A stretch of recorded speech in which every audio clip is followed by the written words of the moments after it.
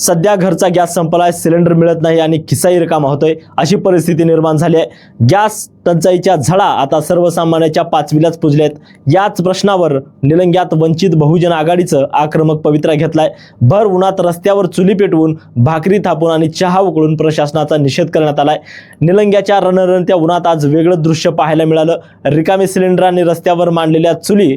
निलंगा परिसरात गेल्या काही दिवसापासून गॅसचा मोठा तुटवडा निर्माण झालाय। सर्वसामान्य जनता होरपळून निघते। या टंचाई विरोधात वंचित बहुजन आघाडीने थेट रस्त्यावरच चूल मांडली आहे। कार्यकर्त्यांनी तेथेच भाकरी भाजल्या आणि चहाही तयार केला। नुसते निवेदन देऊन भागणार नाही म्हणून आंदोलकांनी चक्क उपविभागीय अधिकाऱ्यांना निवेदनाबरोबरच आंदोलनात तयार केलेली भाकरी आणि चहा देऊन या गंभीर समस्येची जाणीव करून दिली। या आंदोलनामुळे काही काळ रस्त्यावर वाहतूक थांबली होती। लोकांचा पाठिंबा मात्र या आंदोलनाला मिळत होता। आता या भाकरी आंदोलनानंतर तरी प्रशासनाला जाग येणार का आणि निलंगेकरांना गॅस मिळणार का, याकडे सर्वांचं लक्ष लागलंय। नितीन बनसोडे, एकमत डिजिटल, लातूर।